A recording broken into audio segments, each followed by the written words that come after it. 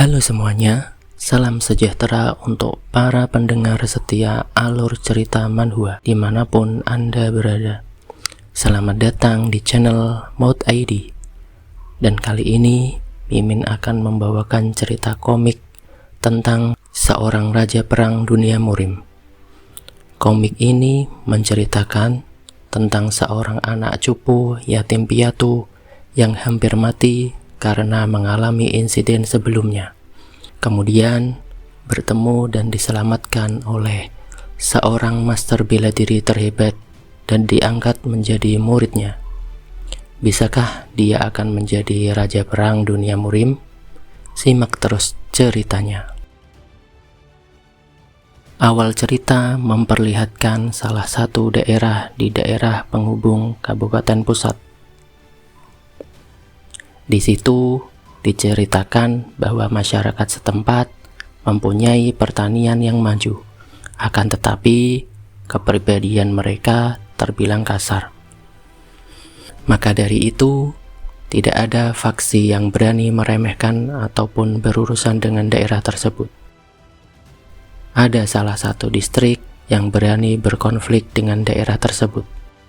Distrik itu adalah distrik Pusat. Konflik itu terbilang sangat sengit dan pelik.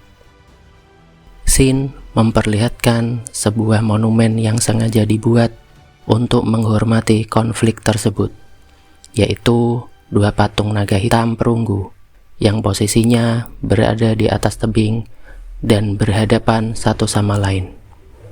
Tidak jauh dari monumen itu ada sekelompok orang yang berkumpul. Ternyata di situ ada sebuah duel antara dua master pendekar pedang.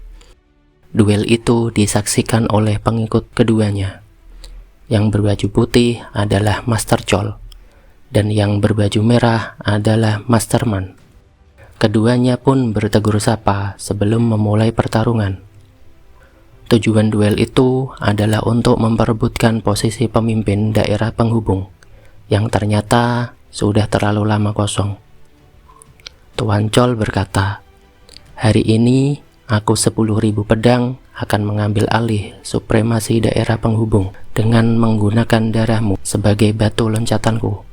10.000 pedang ternyata adalah atribut Master Chol.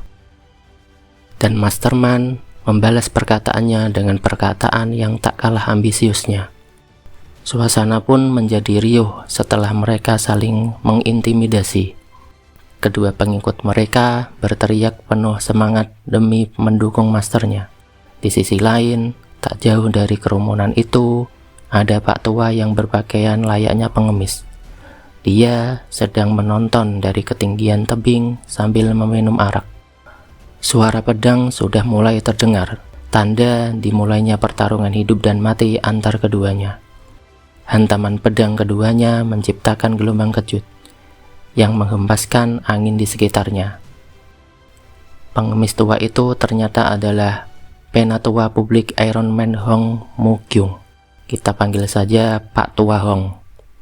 Dia bergumam, "Kekuatan tak tertandingi Master Man dan pedang naga Master Chol, mana yang akan menang? Tak ada yang lebih menghibur daripada menyaksikan orang lain berkelahi," kata Pak Tua Hong sambil tersenyum. Pada saat yang sama, ada seorang pria yang datang entah dari mana.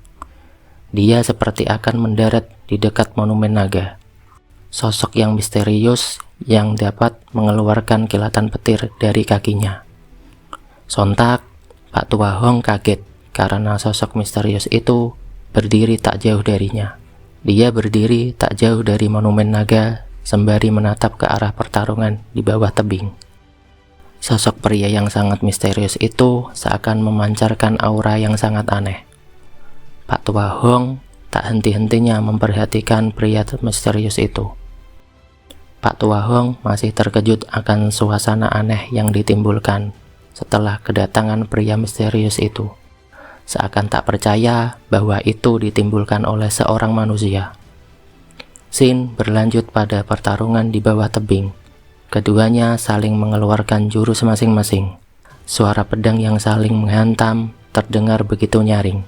Fenomena yang ditimbulkannya pun sangat luar biasa.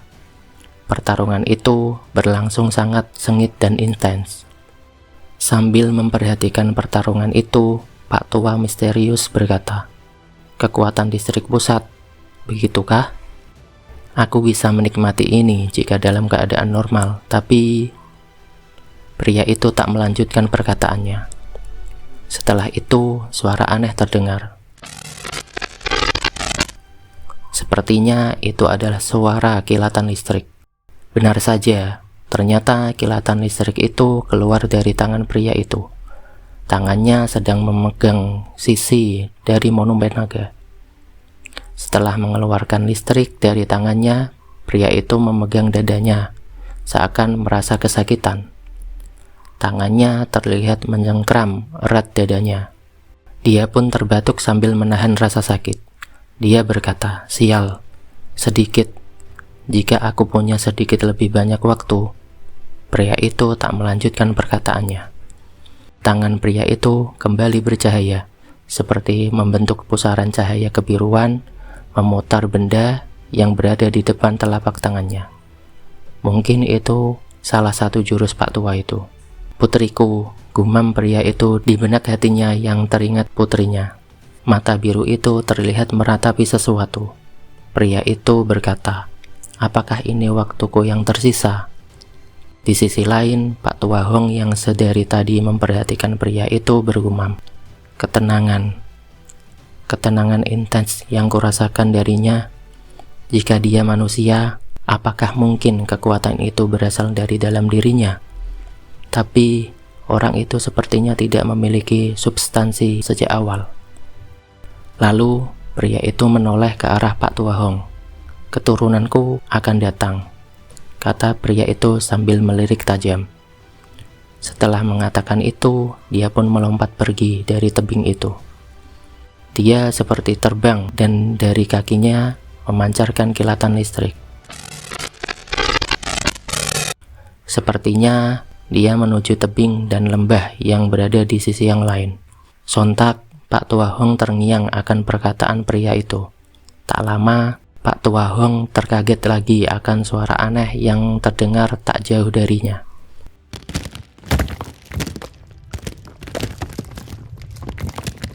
Mata Pak Tua Hong melirik ke arah suara itu.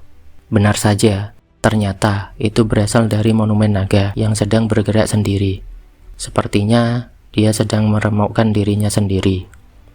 Fenomena aneh itu masih berlangsung hingga monumen itu mengecil hingga berbentuk bola padat. Sontak, Pak Tua Hong terbelalak kaget dan tercengang dibuatnya. Dalam hatinya berkata, dia baru saja menyentuhnya dengan tangannya. Bagaimana ada kekuatan seperti itu? Bagaimana jika kekuatan itu ditujukan pada manusia? Benar, monumen itu menjadi seperti itu adalah akibat dari jurus pria misterius itu. Tersadar dari keterkejutannya, Pak Tua Hong berteriak, "Tunggu, apa yang kamu maksud dengan kata-kata terakhir itu? Keturunan apa?" Panel beralih pada daerah pegunungan Nangrim. Suasana indah dan sejuk menyelimuti daerah tersebut. Suasana berpindah pada sebuah pohon di tepi jurang. Hari yang indah, anginnya juga bagus. Hidup itu enak, kata pria yang sedang rebahan di atas pohon. Yap, dia adalah MC kita. Namanya adalah Dan Sayu. "Sayu, apakah kamu di atas sana lagi?" kata seorang wanita yang sedang memanggil dari bawah pohon. Wanita itu melanjutkan perkataannya, "Kamu masih mendaki ke sana, meskipun aku sudah memberitahumu betapa berbahayanya hal itu." Sayu menjawab, "Nona, kamu ingin ikut juga?" Sebagai catatan, Nona itu adalah panggilan kakak perempuan ya. Namanya adalah Gung Muai. Kita panggil dia Nona Mu. Dia pun menjawab perkataan Sayu. "Aku tidak mendaki ke tempat-tempat tinggi seperti itu. Mungkin kamu adalah satu-satunya orang di desa kita yang bisa memanjat pohon itu." Sambil memandang Nona Mu yang berada di bawah pohon, Sayu berkata, "Kurasa kamu akan menyukai pemandangan langit dari tempat ini. Sangat luar biasa pemandangan dari tempat ini." Setelah itu, Nonamu menyuruhnya turun. Dia berkata, "Aku baik-baik saja, jadi turun saja. Joksan pasti datang sekarang, jadi ayo pulang dan makan siang bersama." Sayu membalasnya dengan tersenyum. Setelah itu, dia langsung melompat dari atas pohon. "Hap," kata Sayu sambil melompat. Dia mendarat tepat di depan Nonamu. Sin memperlihatkan pemandangan desa dari atas tebing. Sayu dan Nonamu berjalan melewati warga desa yang sedang beraktivitas. Namun, warga desa seperti memandang berbeda pada diri Sayu. Mereka berbisik dengan sesama warga desa. Mengapa anak laki-laki ini di sini lagi? Dia benar-benar tidak tahu malu. Aku tidak tahu mengapa dia tinggal di sini, di desa Gung kami, sedangkan dia dari Margadan. Jadi, sepertinya Margadan dibenci di desa itu, entah bagaimana latar belakangnya. Karena terdengar oleh Sayu, dia pun bergumam, "Wow, orang-orang ini adalah sesuatu. Tidakkah mereka bosan menjelekkanku setiap kali aku datang ke sini?" Nonamu tersenyum, seakan tidak menanggapi perkataan warga, dan bergegas mengajaknya segera pulang. Dalam perjalanan pulang, mereka dihadang oleh seorang pria gondrong. Kita sebut saja Kang Gondrong. Dia adalah salah satu warga desa. Dia berkata, "Muainunim, apakah kamu bergaul dengan anak laki-laki itu lagi? Munonim, kamu sudah dalam usia menikah. Fakta bahwa kamu masih belum mendapatkan seorang suami adalah karena kamu terus bergaul dengan orang luar itu kan?" Sayu pun tersenyum dan menjawab perkataannya.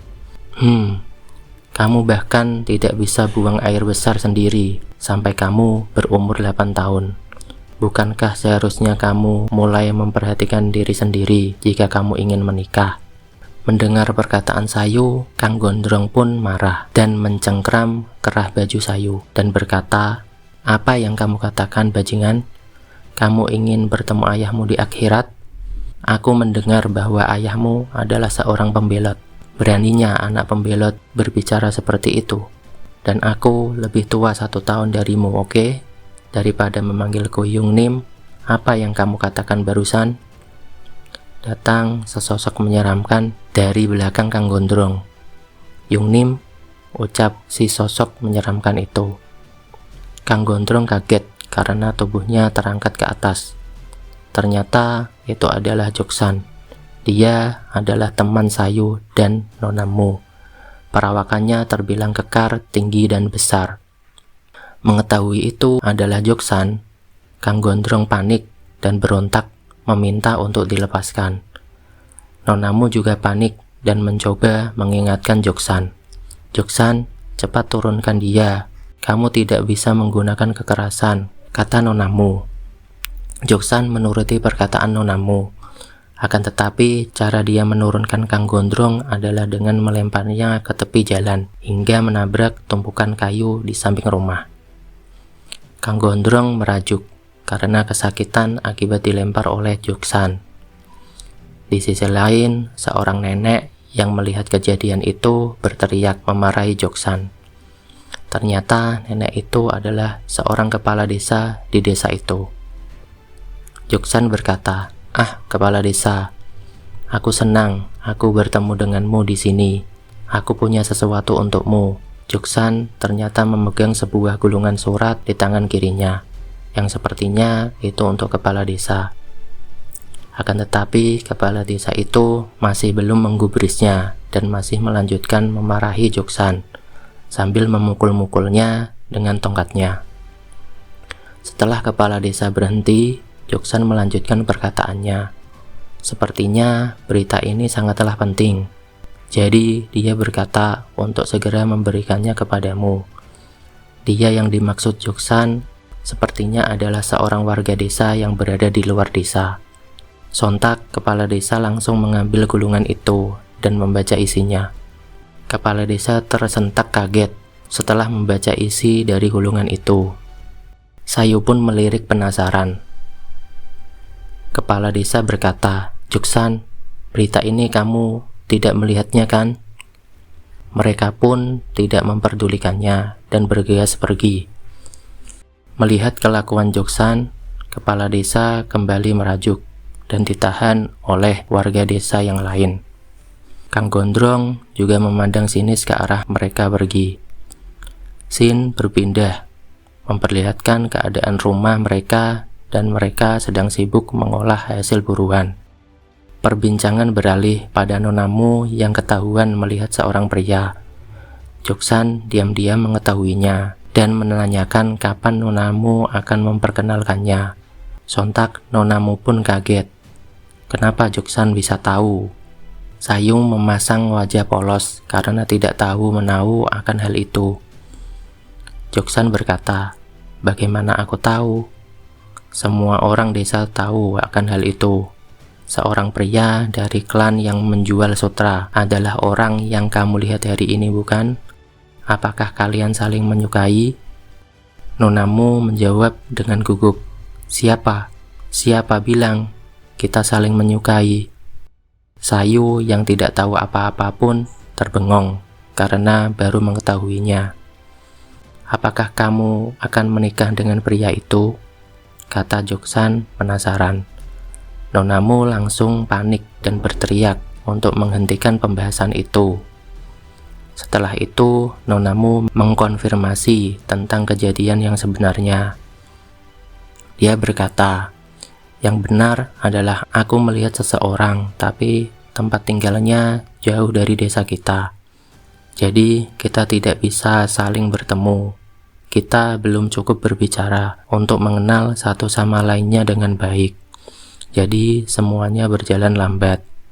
Jangan khawatir, aku menyelidiki tentang dirinya dan tampaknya dia bekerja keras dan memiliki reputasi yang baik secara keseluruhan." Jelas nonamu dengan pipi yang memerah. Mengetahui itu, Sayu menghela nafas sambil memandang ke arah langit, memikirkan tentang pernikahan. Nonamu sudah menginjak usia menikah, gumam Sayu di dalam benaknya.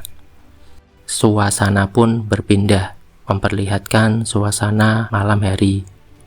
Ribuan bintang sudah terlihat menghiasi langit malam. Scene berganti memperlihatkan suasana di luar rumah mereka. Malam pun mulai larut.